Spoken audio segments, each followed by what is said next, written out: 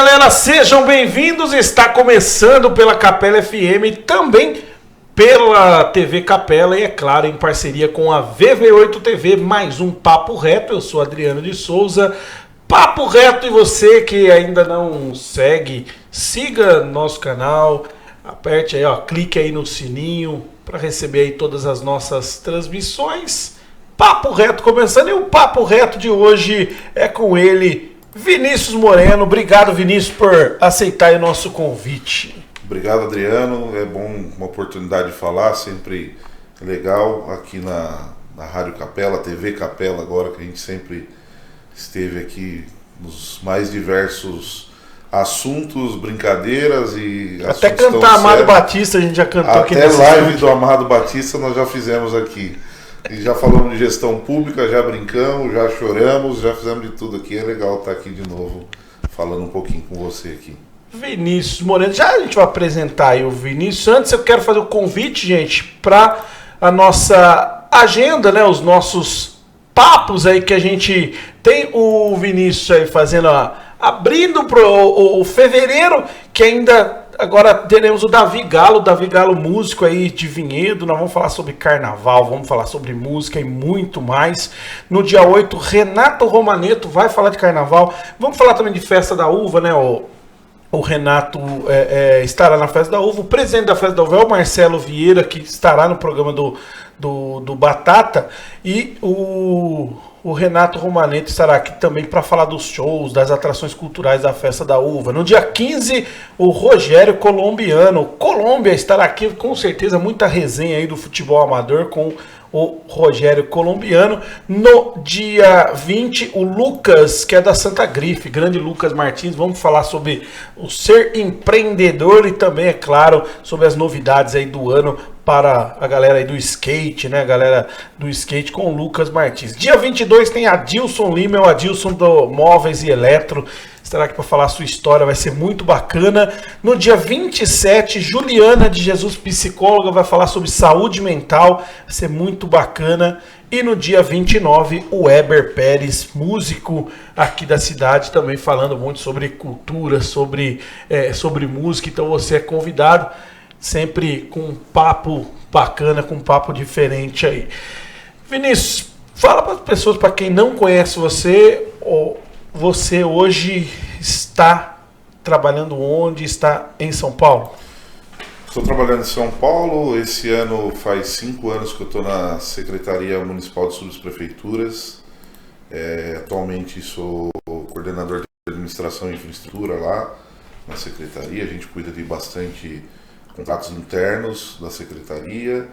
Também hoje cuidando um pouco do Carnaval de São Paulo, todas as contratações passou pela gente lá. O Carnaval de Rua, que tem uma expectativa hoje de 15 milhões de foliões aí nos próximos dias, né? Primeiro, no dia 2 aqui, o primeiro final de semana aqui já começa, então, porque lá é o pré-Carnaval e pós. Mas antes eu estive no setor de licitação, do qual fiquei por 2 anos, trabalhando com licitação pública, num mundo diferente, onde você fala, é tudo muito grande, o valor é muito alto, você tem que ter bastante cuidado na hora de formar, de fazer o edital e tudo. Então é isso, atualmente eu estou lá em São Paulo trabalhando nessa área, um pouco com licitação, administração, infraestrutura. Então o assunto, gente, hoje é administração pública, é o poder público, é essa... Eu não sei se é burocracia, e aí, Vinícius, você que, como você entende de gestão pública, é justamente para a gente falar dessa burocracia onde, às vezes, as pessoas confundem um pouco, né? Você chega num lugar no setor público e não tem algo, e você fala, é só ir ali comprar. Em tal lugar tem, é fácil. Primeiro, começar assim... A licitação, ela é algo que ajuda ou que atrapalha o setor público? Certamente ela ajuda, né? Você imagina você ter que contratar um asfalto e você escolher a empresa que vai fazer. O prefeito escolher essa situação. Não existe, não tem cabimento. Você mudaria totalmente o jogo. Então você tem que fazer a licitação. tem que ter todo o setor preparatório, você tem que ter uma justificativa do porquê você vai fazer isso. Você tem que ter aí pessoas competentes e buscando para você fazer um bom termo de referência. Então, a burocracia ela é importante. É claro que você não pode ficar só amarrado na burocracia, você tem que buscar tecnologia, você tem que buscar fazer cursos, você tem que buscar especializar as pessoas dessa área, buscar pessoas competentes para que as coisas possam sair. Mas sem a burocracia também não vai funcionar, não tem como ela andar, não dá. No setor público não existe, vai ali e compra uma caneta. Não, você tem que fazer um termo de referência, fazer uma justificativa, buscar um processo para você comprar uma caneta. Então, demora muitas das vezes, mas é importante para que você tenha meios de fiscalização, inclusive, sobre isso. Então, e aí é lógico que assim, ó, quem é aqui da região, que é o maior público nosso, Vinícius sabe disso, é Vinhedo, Valinhos, Louveira e tal. Lógico que é um outro universo aí que você vê ali você pega hoje um orçamento, acho que de uma subprefeitura, é maior que chega a ser quase igual ser maior do que várias cidades, né? O orçamento depende. Se você pegar em número de habitantes, por exemplo, uma subprefeitura, dentro da subprefeitura tem 500, 600 mil habitantes. Nossa. Ali dentro de uma região, sei lá, uma região Malapa, Ipiranga, enfim. Aí você tem dentro da subprefeitura o orçamento de zeladoria. O orçamento chega aí 40, 50 milhões uma subprefeitura. Agora, a secretaria que coordena essas 32 subprefeituras, para 2024 agora é um orçamento de 3,6 bilhões. Bilhões. É o orçamento hoje... Quase os 4 anos de gestão de Vinhedo não dá isso ainda.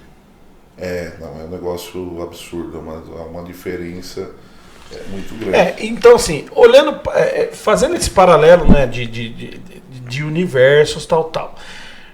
Vinhedo, você tem um vinhedo em cidades pequenas que a pessoa fala, poxa, mas a prefeitura foi comprar de uma empresa lá de São Paulo, lá de outro, né, que veio disputar a licitação. Onde que a prefeitura pode falar, vai ser só da cidade, só vai poder ser aqui, só vai poder ser dessa região? Existe isso dentro da licitação? Não pode, né? Hoje, por exemplo, com a nova lei, a 14133, a nova lei, você tem um portal nacional de compras. Então todas as compras elas vão ser feitas lá a partir de agora, de janeiro oficialmente, porque ela foi publicada, depois revogaram por um período, não revogaram, deixaram ela em stand-by, voltou a 8666 e agora voltou a 14133. Então você tem um painel de compras públicas hoje. Então assim, lá cadastram-se fornecedores de todo o país. Então pode ser um cara do Amapá, pode ser um cara da Bahia, como pode ser um cara do Rio Grande do Sul, a vir fornecer aqui, sei lá, vacina, um remédio, a dipirona, a caneta que a gente estava falando. A caneta que a gente está falando. É isso. Agora, vender para o poder público também todo mundo pode. Você precisa buscar as regras que você precisa ter. Você precisa se cadastrar nesse painel de compra, você precisa seguir vários requisitos, estar de acordo com a lei. Comprovar que você tem condições de entregar. Tem condições, porque também... Por exemplo, talvez em Vinhedo, você vai comprar caneta, você vai gastar, sei lá, R$500 em caneta. Talvez em São Paulo, você vai gastar 10 mil em caneta. Estou usando aqui um exemplo. Então, você tem que também ter saber que você comprova, que a pessoa consegue de fato fornecer isso. E aí é o que volta que eu falo que é dentro do termo de referência, que é como você monta, que é a qualificação técnica, para poder participar para as empresas que têm esse cacife para fazer. Você imagina você não ter a qualificação técnica? A gente tem hoje na nossa secretaria lá o maior programa de recap da história do país e da cidade. É muito grande. Agora, imagina se você tivesse feito uma licitação, que foi uma licitação de 1 bilhão, você tivesse feito essa licitação sem uma qualificação técnica adequada. Aí qualquer pessoa ganhar essa licitação, Aí ganha essa licitação e depois a pessoa não consegue sequer dar continuidade, entregar. Então você tem um prejuízo maior para o poder público, né, nesse sentido. E essa nova lei, qual que é o número da lei que você falou? 14133. E a 8666, na sua opinião, foi um avanço? Em que ponto avançou? Em que ponto poderia ter avançado mais? Eu acho que ela avançou. Na minha opinião, primeiro você coloca um painel nacional de compras, e eu acho que isso é importante. Então todas as compras do país ali, elas são feitas ali, então você tem parâmetros, você tem como comparar os preços. Hoje eu consigo, vou comprar cadeira, por exemplo, vou comprar uma cadeira, consigo tirar dali vários outros lugares que comprou cadeira e você tem uma base de valor, então você começa a equiparar as situações. É claro que a cadeira em São Paulo ela vai custar R$100, talvez na Bahia ela vai custar 120, né? Mas você tem esse ponto de melhoria dentro da lei. Ela tem um pouco mais de transparência. Ela obriga hoje você ter, além do termo de referência, o estudo técnico preliminar, que isso é extremamente importante. Você tem que, de fato, descrever qual que é o motivo, qual que é a razão disso. Se ela já está programada, porque hoje você tem que ter um ano antes, você tem que ter um banco dizendo quais são as licitações que você vai fazer. Para você fazer uma licitação fora, você tem que justificar. Hoje acabou também no papel, convite, a concorrência, você não tem mais. Hoje ela é tudo no eletrônico, a licitação. Até tem uma forma de você fazer no papel, mas tem que ser extremamente justificado. Você tem que ter uma sala que vai ser gravada o tempo inteiro, que você tem ali microfones. Então você tem uma situação que é a burocracia para travar a situação, o sistema, e aí você dá ampla participação cada vez mais para as pessoas, para buscar, para evoluir dentro disso. Então, essa ampla participação, Vinícius, muitas vezes, eu que fui secretário de governo, fui secretário de esportes, então, muitas vezes, cara, isso, para quem tá, principalmente em secretarias fins, né, que é a secretaria que tá ali já com a pessoa batendo na porta ali, né? Sim. Essas secretarias, elas têm um problema muito grande, porque ela precisa do negócio para amanhã. Já uma secretaria, que é uma secretaria, ou uma secretaria MEI, ou uma secretaria de assessoria, ela precisa desse tempo, até para não cometer um ato e isso prejudicar o ordenador da despesa. Como equilibrar essas duas coisas? Da celeridade que precisa, porque você precisa entregar ali. Você tem um campeonato e você precisa de material para aquele campeonato, ou na educação você precisa de algo, ou alguma coisa ali. Como equilibrar isso? Celere, só que também seguro para o ordenador de despesa. Você tem que ter o planejamento inicial. Você começou o seu ano, você tem que ter esse planejamento principal. Você está numa secretaria de esporte, você tem lá as suas escolinhas que dão aula de futebol. Então você já tem que planejar que você vai precisar de bola, você vai precisar de colete, você vai precisar comprar rede para trás. Isso é uma situação que você já tem que se planejar. Se você deixar correr o ano, para você entender essa situação, a hora que chegar lá, você de fato vai ter um problema. Aí como que você vai comprar a bola, como que você vai correr atrás disso? Uma prefeitura talvez igual São Paulo, facilita, você consegue ser mais rápido, você tem maior mão de obra, você tem um recurso mais fácil disponível, mas uma prefeitura talvez igual Vinhedo, Louveira, Valinhos, talvez você não vai ter isso. Então, o principal é o planejamento. Eu gosto de um outro tipo de questão que dá para se utilizar muito, que é o registro de preços. Você usa hoje o registro de preço como se ele fosse talvez um estoque seu. Você registra o preço, então eu vou comprar bola de vôlei. Eu vou precisar no ano 150 mil bolas de vôlei. Você registra o preço dessa bola. Vem uma empresa, ela ganha essa licitação no valor de R$15 a bola. Então ela já ganhou essa licitação, tá lá. Só que ela não vem imediatamente, você não paga imediatamente essa pessoa. Ele fica lá como estoque. Então eu precisei de bola de vôlei em julho. Aí você aciona essa ata de preço, contrata o cara, ele já está lá, você só vai mandar uma ordem de fornecimento para ele fazer um contrato com ele e ele vai te fornecer a bola de vôlei, a bola de basquete, o lápis, a caneta, enfim. E eu acho que é uma opção que às vezes o gestor público pode usar e facilita muito. Essa é a ata de registro de preço. A ata de registro de preço é muito diferente. É obrigatório a prefeitura comprar? Você registrou lá, vou colocar lá que se você faz uma licitação nesse formato de ata de registro de preço e coloca lá vários itens, que isso é o engano de alguns, principalmente gente que quer ser prefeito, que talvez não entende e fala assim, pô, fulano gastou tantos milhões com tal produto, aí você vai ver lá, não gastou, é uma ata de registro de preço, só vai gastar se ele precisar. Aquilo ele só deu ali uma segurança para ter de onde comprar. Essa empresa, e se ela alegar que eu me programei para vender isso aí e tal, então não é obrigada a comprar nada na ata? Você não é obrigado a comprar nada. A empresa que participa dessa modalidade, desse pregão eletrônico para registrar o preço, ela já sabe que talvez ela pode não fornecer. A gente tem em São Paulo hoje, na Secretaria de Subprefeituras, por exemplo, preço registrado para areia média lavada. A ata em si, ela chega a 10, 12 milhões de reais a ata inteira.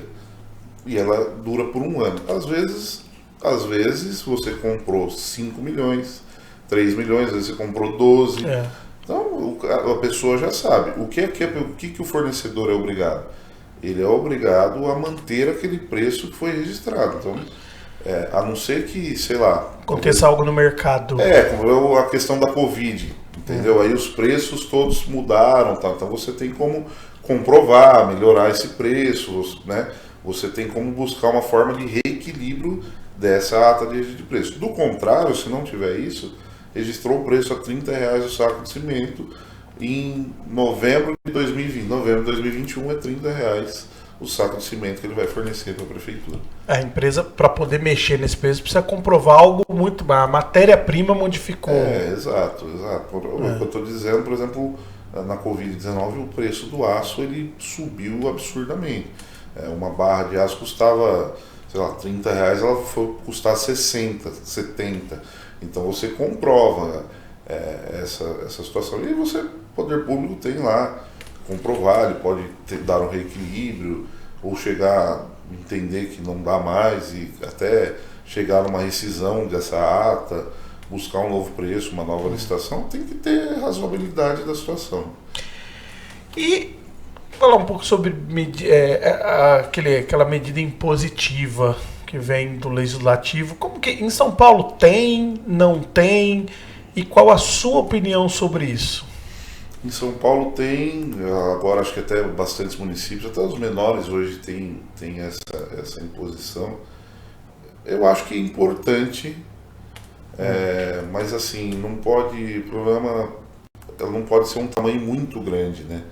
Porque você também não pode tirar do prefeito que sabe os problemas da cidade, que conhece ali, ele tem os seus relatórios, tem seus secretários, tem toda uma base na mão, e aí você querer o vereador dominar 15, 20% do orçamento com emenda positivo. Aí você torna um problema para o prefeito. Exato. E para a cidade, consequentemente. Não, é para o prefeito administrar a cidade. Exato. Você tem 20% com emenda positiva, você vai tornar um problema. Você não vai conseguir ali, com os problemas da cidade, você não vai conseguir suprir muitas das vezes por causa desse motivo.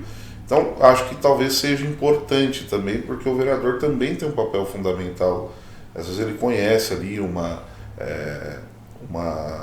por exemplo, aqui tem o LARCAB, as entidades, então às vezes ele sabe que precisa ajudar, ele busca, ele tem esse papel de estar próximo dessa situação, então também é importante, mas precisa ser conversado o quanto? 5%, 10%, 15%, né? Porque, Vini, assim, eu tenho uma opinião sobre medida impositiva, até também por ter sofrido na pele isso, porque, tá bom, o vereador, o vereador e deputado, né, porque isso Sim. já...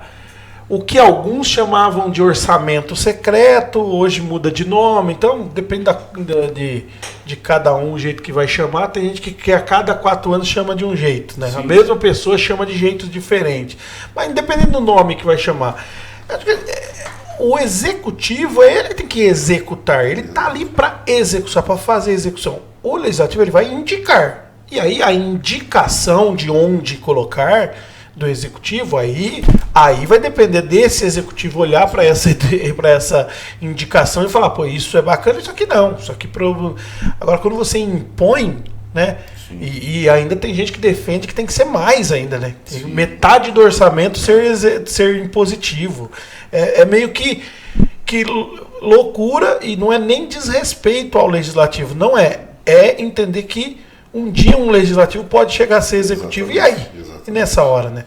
Exatamente. 50% não existe, né? A pessoa quer dominar o orçamento, ela quer colocar os seus projetos para a cidade, aí ela tem que disputar a eleição e ganhar a eleição para o executivo.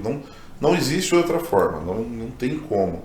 Imagina, até porque quem vai ser cobrado é o prefeito. Exato. Se faltar uniforme, se faltar merenda, se faltar dipirona, se faltar uma vacina, quem vai ser cobrado é o prefeito. E às vezes até o vereador ainda vai cobrar junto. E aí torna um problema, né? Verdade. Você falou de Covid e nós vamos dividir a fala aqui sobre a Covid em duas partes. Porque se tem alguém que tem propriedade para falar de Covid, chama-se Vinícius Moreno. Primeiro, para que Vinhedo, você foi um dos primeiros casos de Covid aqui na cidade. O quinto caso de Covid na cidade. Eu acho que você foi o primeiro que a galera ficou sabendo quem. Isso foi um problema grave. Mas conta pra gente, filho. Isso foi engraçado. Logo em 2020, acho que a Covid, chegou oficialmente os primeiros casos, 15 de março de 2020. No dia 29 eu testei positivo para Covid. E aí foi engraçado, porque ninguém entendia nada dessa situação. E aí a minha foto rodou a cidade inteira. Acho que você lembra. Nossa. Começou a rodar no WhatsApp que eu tinha Covid. E as pessoas, eu morava no condomínio aqui, começaram a fechar as janelas dos apartamentos, começaram a trancar toda a situação. Mas eu acho também que no final acabou sendo bacana, porque eu acabei fazendo alguns vídeos, algumas questões sobre isso. As pessoas começaram a entender um pouco essa situação, começaram a se resguardar de fato, ficar em casa, porque até então ninguém acreditava muito. Verdade. Era a primeira paralisação. Tava todo mundo na rua, todo mundo sem entender. E não tinha nada, não tinha remédio, não tinha vacina, não tinha nada. Eu fui tratado... Quando era mato, o senhor desvendou esse Eu negócio. Peguei Covid quando tudo era mato. Eu fui tratado com remédio para H1N1, para você ter uma ideia. Assim, eu fui tratado com isso. Não tinha protocolo, era zero. O exame meu foi feito em casa ainda, porque o laboratório ia em casa colher. Então foi bem complicado, mas... E aí em Vinhedo, de fato, a minha foto rodou para todo mundo. Chegou para minhas irmãs que não estavam em casa, que eu nem tinha contato, só sabia naquele momento, eu e minha mãe, e as minhas irmãs ficaram sabendo porque minha foto rodou no WhatsApp como se eu... Olha, esse cara aqui tá com Covid. Esse é o cara da Covid, eu ouvi de tudo, ouvi de que eu, na época, pedi para vereador me tirar do condomínio, me levar para algum lugar. Foi um negócio... E Vini, e assim, e você também viu o lado da Covid quando aí ela chegou naquele ápice, e você chegou a ver, assim, dentro da prefeitura, né, a compra de caixões, por exemplo. Em 2020, quando eu peguei a Covid, como eu trabalhava no setor de licitação, nós estávamos fazendo termos de referência para comprar tanto o caixão... Nossa. Quanto o saco, contratar a Bobcat para abrir as covas e tudo mais. Então eu estava doente e participava até de algumas reuniões online nesse sentido, no sentido de tentar ajudar para essa questão, né, de você ajudar. E aí num segundo momento, que acho que foi 2021, porque depois ela deu uma diminuída, e em 2021 ela sobe aquele pico de novo, quando fomos acionados, e aí a gente foi, na época o prefeito Bruno pediu para a gente seguir com isso, e eu fiquei 30 dias dentro do centro de distribuição dos caixões da cidade de São Paulo, porque em um momento a gente tinha o medo dos corpos não conseguirem ser retirados dos hospitais. Talvez até se falavam na época em corpos de fato na rua, em questões nesse sentido. Então, com a secretaria, com o secretário Alexandre Modonese, a Rod, nossa chefe lá de gabinete e tudo. Então a gente foi para a rua, eu fiquei lá dentro do centro de distribuição por 30 dias, ajudando a fazer essa logística para poder não acontecer um caos muito maior aí e ajudar. E eu fui com a cabeça simples, que era trazer um conforto para a família, né, das pessoas, porque você imagina, você perder uma pessoa naquele momento, numa pandemia, por um Covid, e ainda a pessoa ficar 10, 15 dias para você conseguir enterrar. Eu acho que quando você perde um familiar, o que você quer, para você voltar entender a vida de novo, você quer acabar com aquela Tinha muitas situação. dúvidas na cabeça de todo mundo, né? O que é Paulo? Como a gente estava também no meio de uma briga, e aí sempre quando a gente fala isso aqui, a gente não entra na questão de quem está certo e quem está errado, mas a gente estava no meio de uma briga política também, né, com a questão de Covid. O estado de São Paulo sofreu muito por conta disso, porque estava no meio de uma briga tremenda entre o presidente e o governador, né? Exatamente. Isso se torna problema, isso vai para a população, isso mexe com todo mundo. A rede social, que é uma ferramenta extremamente importante, ela também é uma fonte de fake news gigantesca. E aí eu via coisas absurdas assim, que, por exemplo, a prefeitura contratamos na época 50 vans para poder ajudar a fazer a logística de retirada de corpos dos hospitais para os cemitérios. Cara, você criou uma fake news que eram vans escolares. Que a van que o cara trabalhava de manhã levando a criança. Você tem uma matéria na TV, você apareceu lá, teve que ir lá explicar. Foram 50 vans, eu inspecionei 50 vans, todas elas eram vedadas, de manhã elas eram higienizadas, de tarde, cada vez que levavam um corpo. Eu estive lá dentro desse grupo, não tinha absolutamente nada do que falavam nesse sentido. Eram só pessoas para trabalhar, todas elas foram treinadas, teve tudo, tinha uniforme, as duas eram adesivadas, elas tinham uma proteção entre o motorista e o caixão ali onde você ia carregar. Então, sim, a Covid-19 foi complicada e a rede social ela deixou tudo muito pior, e as brigas políticas então nem se fala. O que a Covid ensinou para o Vinícius gestor? Foi diferente de tudo, né? Para todo mundo, né? Mas eu acho que traz o gestor, ele tem que ser humano dentro desse sentido. Porque em algum momento você começa a buscar e fazer e tal, e faz você entender a real necessidade da população. Ali foi uma operação de guerra, a Covid, então você tinha que entender as pessoas, você tinha que ajudar as pessoas. O poder público está ali para ajudar as pessoas a ser humano. Você não pode perder o senso de realidade das coisas. Eu acho que a Covid-19 trouxe isso. Eu, na gestão pública, e eu também como pessoa, como ser humano mesmo, porque às vezes a gente acha que esquece um pouco de como estão as coisas, esquece um pouco da realidade. Você fica fazendo e correndo atrás. Então, acho que a Covid-19 trouxe muito isso para a gente ali na SM Sub, ali, o secretário Alexandre Modonese, para todo o pessoal ali, que são pessoas que vão na rua hoje para entender a real necessidade das coisas. Então, acho que é isso que mexeu um pouco com todo mundo, assim. Aí, assim, tem um paradoxo que eu conto sempre para a galera, quando eu encontro, que eu falo do que eu passei na gestão pública. Sim. Que teve uma manhã na prefeitura de Vinhedo, estava lá, e nós estávamos numa reunião, porque uma empresa que veio, hoje já está instalada em Vinhedo, que é a Ascent, eu acho o nome da empresa, se eu não me engano, já está em Vinhedo, mas a empresa estava discutindo aí dos termos para vir para a cidade. Sim. E essa reunião, ali a empresa falando do investimento que teria na cidade. E falando coisa de milhões, cifras de milhões para investir na cidade, e isso retorna, e falando tal. E quando eu saio dessa reunião, termina essa reunião, eu recebo uma pessoa que havia cortado a cesta básica dela, porque ela estava cadastrada no social e naquele mês ela acabou fazendo hora extra e passou do limite ali de valor, passou por R$4 e a pessoa cortou a cesta, porque é automático. Sim. E tal. Isso Cara, de verdade, eu fiquei assim, caramba, cara, eu acabo de sair de uma reunião falando de milhões e atendo uma pessoa que por R$ 4 perdeu a cesta básica, imagina, sabe?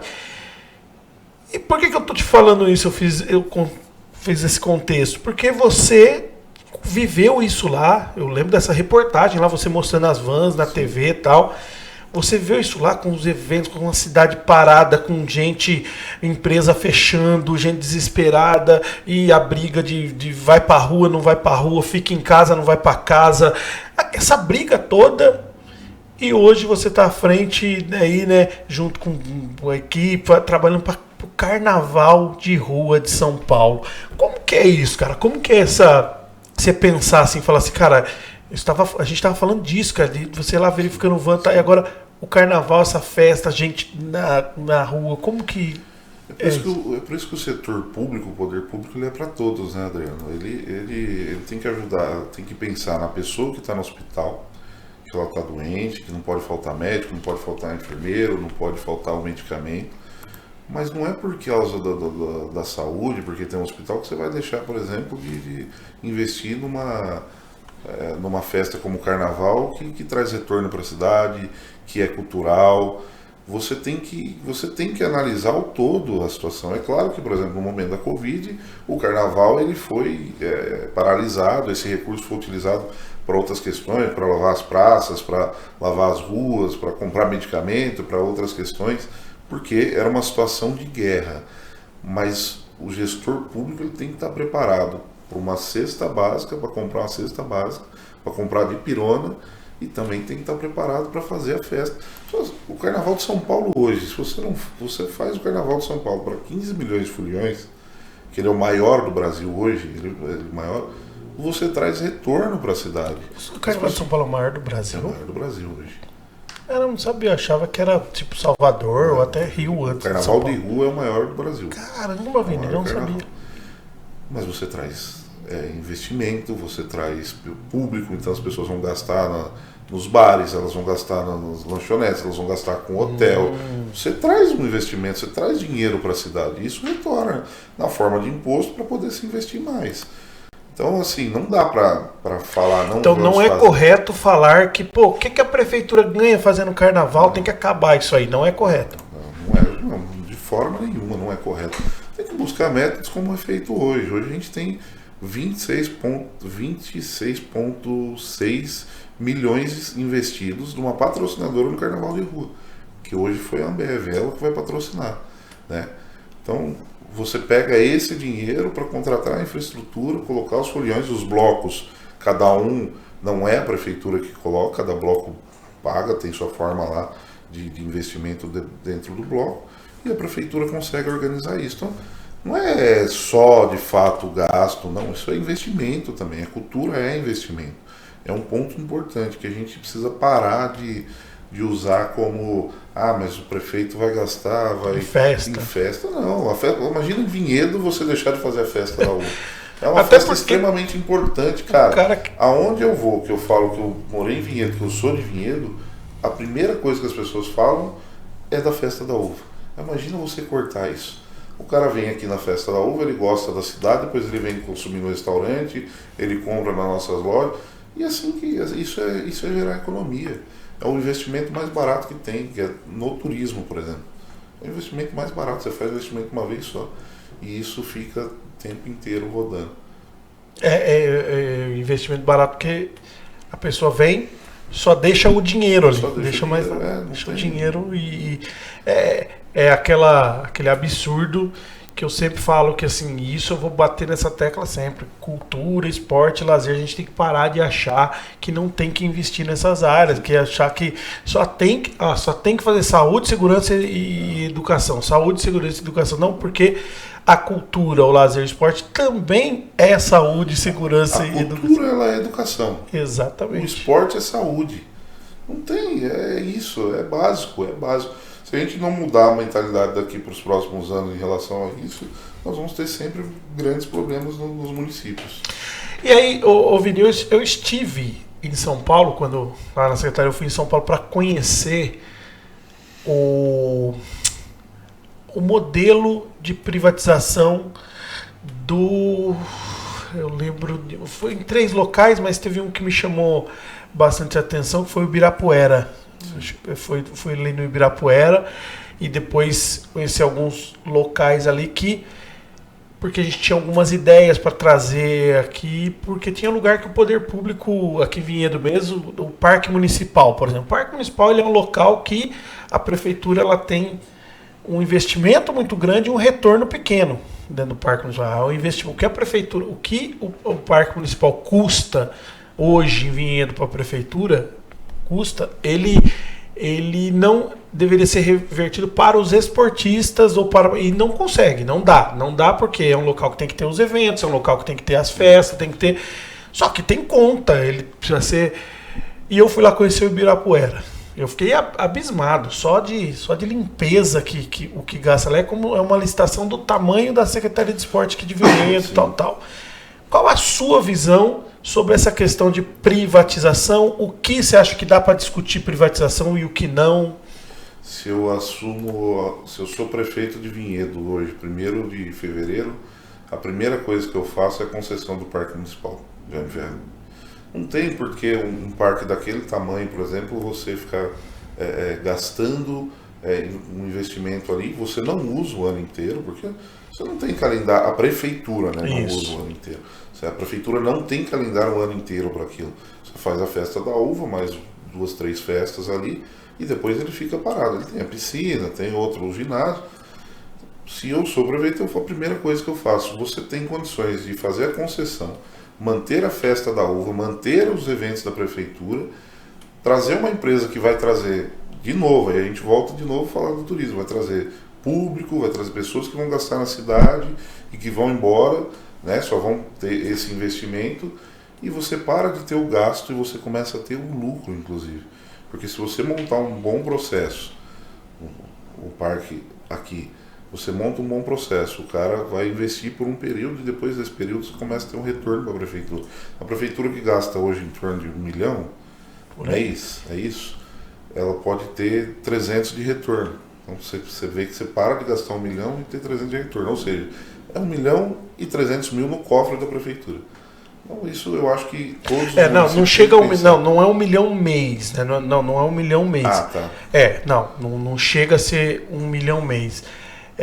Eu acho que chega a 2 milhões aí ano, porém isso faz muito falta para a Secretaria de Esporte, cara. Exato. O que eu acho que é um absurdo é a Secretaria de Esporte pagar essa conta. Exato. Porque o esportista, ele dá ali, tem o ginásio lá, beleza, tem o que mais?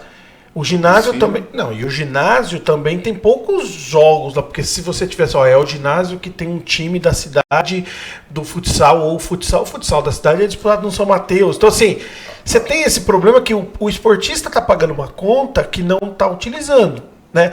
Aí, se você falar assim, então tinha que a cultura pagar a conta. Também, né, porque a maioria dos eventos não é da cultura. A maioria dos eventos são eventos de ONGs, associações, empresas que fazem lá. Mas então tinha que ser a Secretaria de Governo. Eu lembro, Vini, tem uma coisa até engraçada, não sei se eu já te contei isso. Quando eu era secretário de esportes, eu fiz um projeto para que o Parque Municipal fosse gerenciado pelo governo. E o governo pagasse as contas. Sim. E a Secretaria... Só que aí eu fui para a Secretaria de Governo. Sobrou para você no mesmo. E esse processo tramitou e voltou para a Secretaria de Governo, só que daí eu tava lá. Aí, olha, melhor arquivar esse processo. Secretário em questão. Arquive-se. Não, eu lembro que lógico, eu não arquivei, mas aí eu comecei a falar assim, não adianta pegar e jogar para uma outra secretaria. Você só vai estar jogando para uma outra secretaria. E é sim um problema. É que, repito, é difícil você mexer em algo em que está todo mundo já acostumado, né? Está todo mundo acostumado a ir lá, a pedir uma data, a apresentar. Todo mundo acostumado, porque é um choque de gestão isso aí. Quando nós iniciamos o processo da concessão do Parque Municipal, alguns políticos em Vinhedo sabem disso, porque nós conversamos, eu falei com alguns políticos, avançamos bastante, Só que é um choque de gestão. Na cabeça de alguns, se você quiser fazer a política pequena, a política de esquina, a política... você vai falar, vai perder o parque, vai vender o parque. Não, você vai ter um parque bom para você ir, né, porque você tem a dificuldade do setor público em comprar quando quebra, em pintar quando... Só que é lógico, tem coisa que não dá, né, Vini? Tem coisa que tem que ser do poder público, né? Não, tem coisa que tem que ser do poder público, tem coisa que não dá. Não dá para você fazer concessão da saúde, por exemplo, não dá para você fazer concessão, na minha opinião, da educação, da segurança. Isso para mim é impraticável. Mas ali, naquele espaço, você tinha condições. Você está falando que você gastava 2,6 mais ou menos por ano para manter. Mas e se você fosse investir? Nossa. Porque assim, eu conheço que o Parque Municipal hoje ele é a mesma coisa, sei lá, quanto tem 20 anos, é a mesma coisa. Entendeu? Então, se você tem uma empresa ali investindo, ainda trazendo um retorno, mas precisa das datas da prefeitura. Cara, tudo isso é bem construído num edital. São 8 datas, cara. Tudo isso é bem construído, tudo isso é bem falado, bem colocado no papel antes, mostrando. Eu tenho certeza que se a Prefeitura de Vinhedo abrir a concessão hoje aqui, parece no mínimo umas 20 empresas querendo cuidar desse parque, ainda mais Vinhedo, bem localizado lá da Anhanguera, a entrada ali para o parque, você sobe ali minutos você está no parque, pelo amor de Deus, você faria coisas extraordinárias. Você deixaria de gastar 2.600, talvez você arrecadar 3 para utilizar ali. Viraria investimento. Viraria investimento. A gente está caminhando para a reta final, Vini. Vamos falar um pouquinho da questão política. Você é um cara que eu conheci na política, né? Sempre gostou de política. Então a primeira coisa, assim, né? Entrando nesse papo da política, que eu te falo é por que ainda algumas pessoas têm asco da política? Eu acho que a política... Eu acho que um dos principais pontos hoje é o político ficou muito distante da população. Eu acho que é uma das principais questões que aconteceu nos últimos anos, assim. Você vai em vários municípios, várias cidades, você não vê mais o vereador almoçando num restaurante, o prefeito, você não vê as pessoas conversando e entendendo a real necessidade da população. Eu acho que infelizmente acabou a população ficando um pouco, o pessoal escutando um pouco menos. E aí tem a política de massa, né, que acontece hoje. Tem as redes sociais que fizeram tudo isso acontecer. E aí a turma acha que a política é uma coisa ruim, mas a política, Adriano, você faz com o seu vizinho de manhã. É o bom dia que você dá. Né? Você faz política com a sua mulher em casa. Se você não fizer política com a sua mulher em casa, que a política é arte de falar, de conversar, de chegar num consenso comum, de fazer acordo. É tudo isso. Se você não fizer um acordo com a sua mulher em casa, você vai falar, é você que vai tirar o lixo. E se não tirar, você tem um problema. Então, a política precisa, as pessoas precisam entrar, as pessoas precisam falar, as pessoas precisam conversar, precisa trazer pessoas para a política. O político acho que precisa estar na rua, precisa entender a necessidade, precisa ir no bairro, entender por que falta água, por que a luz, ou por que precisa pôr isso, ou de fato buscar. Eu acho que falta isso, essa proximidade, ela tornou um problema. E aí, um outro ponto, que é a política de massa, que as pessoas utilizando seus discursos para trazer para os seus partidos. Hoje virou uma rincha muito grande, né? Só briga, por exemplo, questão da vacina, direita, esquerda. Acho que o país nem sabe de fato o que é direita e esquerda muitas das vezes. Então, acho que falta isso, falta um pouco mais do pé na rua para você voltar a ter essa vontade política, entender o que é política. As redes sociais estão ajudando nisso ou estão prejudicando? As redes sociais estão prejudicando totalmente essa situação. As fake news gigantescas, as brigas gigantescas. Não se tem mais respeito.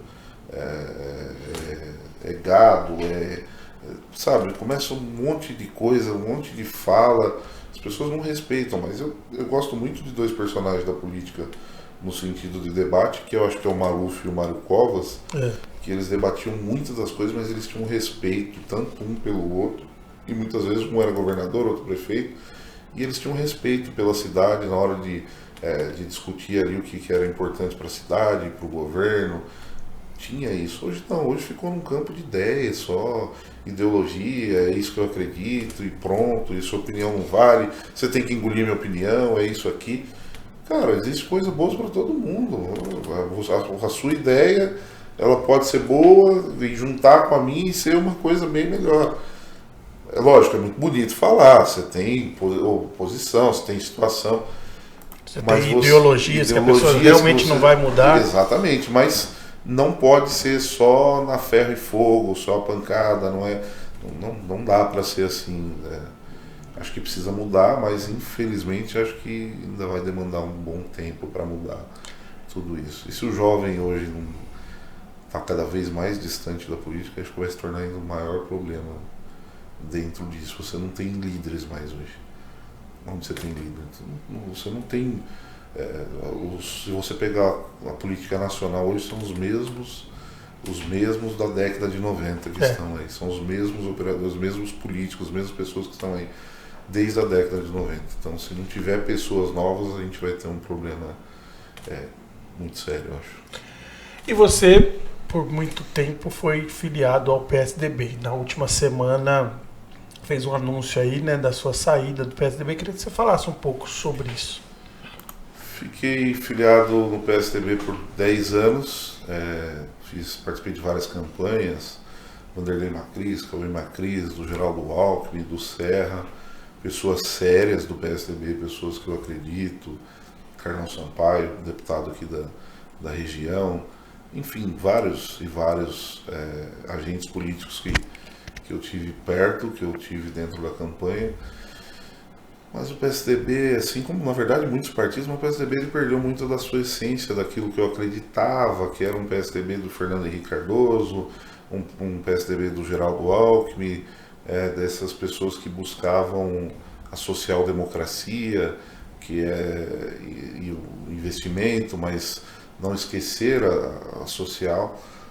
O partido acho que se perdeu muito dentro dos seus agentes, um partido que está muito bagunçado, e aí hoje eu também estou em São Paulo, estou num outro momento, estou com uma outra cabeça. Há 10 anos a gente evolui os seus pensamentos, e eu acho que chegou o momento de seguir outros caminhos. Agradeço muito, porque o PSDB faz parte da minha história, tanto essas figuras que eu falei, quanto outras aqui do próprio município, sempre me ajudaram a entender. Agora é hora de buscar novos ares, novas buscas, novos projetos e continuar aí, sempre mais importante, ajudando, buscando a população, buscando a cidade, buscando ajudar dentro daquilo que a gente vai aprendendo e agregando aí. Você imaginava, Vini, lá atrás, volta aquele Vini lá atrás que numa época em que eu era PT, você era PSDB. Você imaginava lá atrás que o Alckmin seria vice-presidente da República com o Lula como presidente? Alguma vez você pensou que isso poderia um dia acontecer? Nenhuma vez sequer. Em nenhum momento dava para acreditar uma história. Como a política é tremenda. A política ela é tremenda. A política é tremenda. Mas acho que talvez seja importante. Entenderam que precisavam conversar, que precisavam buscar algo diferente da política e se juntaram para isso. Mas, cara, é extremamente... Não é, cara, a gente que participa... E eu falo isso, gente, porque a gente já viveu batalhas homéricas de PSDB e PT. Em Vinhedo, quando... Lula e Geraldo mesmo. E quando juntou PSDB e PT em Vinhedo? Pois é. Vinhedo acho que foi uma das primeiras cidades... Olha, eu vou dar para te dizer que naquela época você não foi uma das únicas. Eu acho mesmo. Olha lá se não foi Vinhedo que foi o berço desse começo de namoro do Geraldo Alckmin com o Lula, viu? História, falou, verdade, olha, Vinhedo. A gente estava junto em Vinhedo já, Lula. Cara, isso foi em 96. 96 a 2004. Isso, em 96, uma chapa em que tinha PT e PSDB. Era meio que inacreditável aquilo lá acontecendo. E aí, o Alckmin, né, sai do partido. Hoje você vê o Alckmin sendo vice-presidente junto com o Lula. O Alckmin foi candidato a presidente contra o Lula, foi em 2006, né? Isso. 6. E assim, foi uma eleição dura, Nossa. uma eleição difícil, onde o Geraldo leva melhor no primeiro turno, se eu não me engano, e teve menos votos no segundo turno do que no primeiro turno. Mas foi trabalho. Foi uma guerra. Foi uma guerra. Cara, mas o Geraldo, cara, é uma pessoa que a gente tem que. Quem gosta de política tem que estudar um pouco o Geraldo. O Geraldo tem uma paciência política que é inacreditável. Em 2006 todo mundo dizia que ele estava morto. Você pega que em 2006 todo mundo dizia que ele estava morto. Ele volta em 2010 como governador do estado. E em 2014 ele é reeleito no primeiro turno com quase 60%, se eu não estiver enganado. Em 2018 ele perde a eleição, falam de novo que ele está morto, hoje ele é vice-presidente da República. É um cara que ele dá aula para muita gente aí. É um cara interessante da política nacional. Cara, mas isso a política, ela tem essas histórias que eu acho fantásticas. Assim, as pessoas, tem gente que às vezes muda a sua ideia e não consegue convencer nem quem está do lado, né? E tem gente que muda de ideia e sim, ó, coloca ali o porquê que teve aquela mudança, aquela alteração de direção. Ô Vini, vamos pro Fala na Cara. Fala na Cara é o momento em que, por enquanto, ninguém fugiu ainda da pergunta do Fala na Cara. Então, ali olhando para a câmera número 13... Eu vi 45. Só para retornar. Olha para número 15 lá, ó, aquela ali, e o seguinte, responda. Você é de esquerda ou de direita? Eu acho que eu tenho um coração mais para a esquerda um pouco, mas não uma esquerda profunda. Eu acho que, na verdade, não é esquerda e direita. Acho que eu sou mais do social. Acho que você precisa olhar o social, mas sem deixar de buscar o investimento, de trazer as grandes empresas também com uma importância para o Estado, de você desburocratizar essa questão das empresas, poder ter investimento, de buscar o trabalho, de buscar todo esse lado. Eu acho que é isso, mas eu acho que esquerda e direita, de fato, no Brasil, acho que não tem. Eu acho que ela não existe, eu acho que é o populismo que existe. Essa é a minha opinião. Eu acho que é o populismo. Eu acho que a gente precisa ir para frente. Enquanto a gente estiver só discutindo esquerda ou direita, a gente não vai andar. Na outra semana o Wagner Alves esteve aqui e ele disse também que ele acredita que não tem esquerda e direita no Brasil. E eu falei que esquerda e direita no Brasil é o lado que a pessoa vai escolher sentar na mesa para fazer o acordo para ganhar a eleição. Então, eu vou sentar desse lado e vamos fazer o acordo. Porque esse negócio de esquerda e direita na França, com a Revolução, e que aí tinham os que defendiam mais as questões do povo e quem defendia mais a questão de quem estava no comando. Seria, então, aí criou-se um negócio de que, olha, quem defende empresário é de direita e quem defende o trabalhador é de esquerda. Isso daí com o movimento sindical, com essas coisas. Sim. E isso foi quebrado, pelo menos na minha opinião, até 2002 eu acreditava muito nisso. Sim. E aí o Lula, Adriano, 2002 o Lula ganha eleição. Quando o Lula ganha eleição, na minha cabeça, lá em 2002, o povo chegou ao poder. Sim. Agora é o povo, é porque é o cara do chão de fábrica que chega no poder. E isso, o Brasil comprou essa ideia, né? Uma comoção, uma emoção. A campanha do Lula em 2002... E depois ela foi repetida por vários no país inteiro, que era a força do povo, o povo. Isso aí foi. Se olhar no país inteiro, isso foi. Na América do Sul, você vê. Isso, um movimento. Só que a força do povo, essa força, quando chega ao poder, entende que é o seguinte, olha, é um encaixe. Você não pode achar que o empresariado não é importante. Então, vamos pegar na questão de dinheiro, de salário. O governo pode bancar todo mundo? Bancar, dar um investimento ali para todo mundo. Adriano precisa de 2 mil, todo mundo. Não tem condição. De quem que você precisa para ter esse meio? São as empresas. Então você tem que buscar as duas coisas. Não existe uma coisa sem a outra. Não tem como. Então, aí quando o Lula chega ao poder em 2002... e que ele vai e conversa com o Sarney. E pra gente, uma galera que era do PT mais radical, pra gente aquilo foi um absurdo. O cara, Sarney, o cara meteu o chicote no Maranhão, e agora o Lula vai conversar com esse cara. Aí o Lula conversa com o Sarney, conversa com o outro, o Lula começa a fazer as alianças. Recentemente, inclusive, ele foi inaugurar uma obra do Sarney. Olha só como o país. O Lula foi entregar uma obra que foi iniciada pelo Sarney.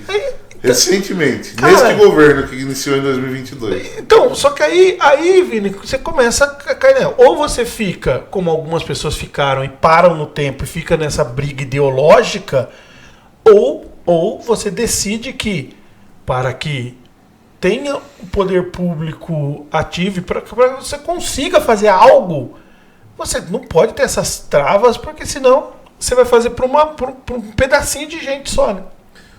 É o diálogo. O diálogo constrói. Não tem outra explicação. Não adianta, você tem que falar com todo mundo. Você virou prefeito da cidade, você tem que conversar com todo mundo. Você tem que entender a real necessidade das coisas, você tem que falar.